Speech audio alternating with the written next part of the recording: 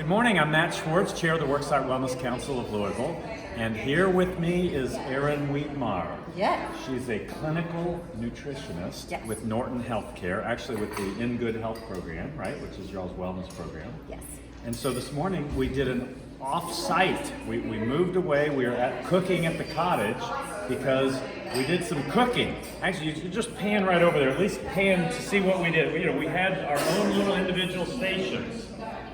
So this morning what we did is we were focused on let's meet people where they are, but let's do a little demonstration of a breakfast. Just a quick, easy, healthy breakfast. Yes, the theme of the day was definitely meeting people where they're at, because we want to make sure that whatever information you're providing, it's not jumping too far ahead for people. So we kind of use the example of, if you have a family who's eating McDonald's several times a week and you try to get them to cook quinoa and kale and serve it to their kids, that's not going to work out very well. And so making sure that you're taking a stair-step approach and cooking things that are just one notch up, or you're doing a grocery tour, any kind of food culture programming, that you're not taking it too far down the road, that you're just taking it to that next step. So just as a starting point, I mean, the simple thing, we had a menu for breakfast this morning. We had we all actually participated because we made a little burrito. So tell us what we did there. So you made an easy as can be breakfast burrito, which basically was just scrambling an egg in a pan, one dirty dish.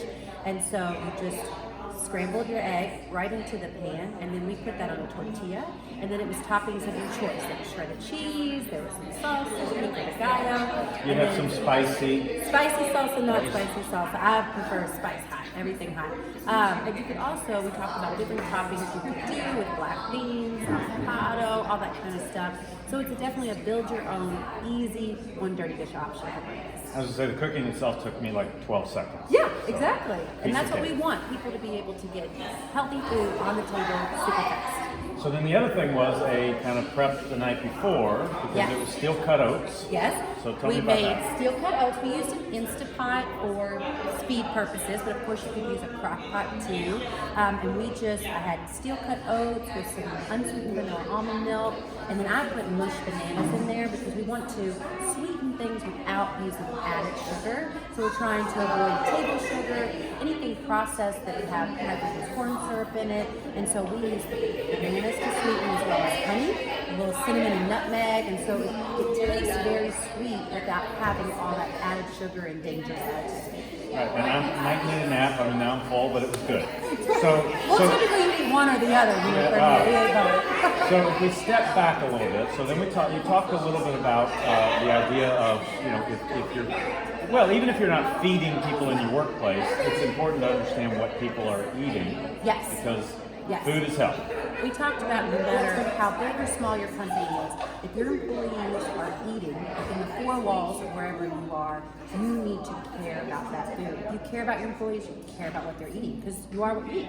And so we talked a lot about, even if it's one vending machine, for a company of 10 people, you need to care, because that's the food they have access to. So that needs to be talked about. Well, you also talked about healthy meetings, like Yes. meaning, if people are going to bring in food for a meeting, Absolutely. or you have a vendor that comes in is bringing food, all those things are they're important to think about and plan for. And it's easier to control internal meetings. If you have policy or wishes for the type of foods that you want to serve your employees, it's a little bit easier to control. But when it talks about vendors, we love when vendors bring in food, because that's an awesome opportunity for your employees to have a free meal, which is a huge perk to anybody.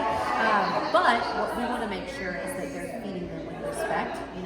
You want to make sure that you're respecting the bodies of the people that you employ. And so if they're coming in, and trying to sell you something, then you want to make sure that you're saying, absolutely, we'd love to have you here, but can you please, feed our employees with respect. Cut out the pizza, the donuts, usually what comes. Well, a lot of times people are on a budget when it comes to sales reps and things like that.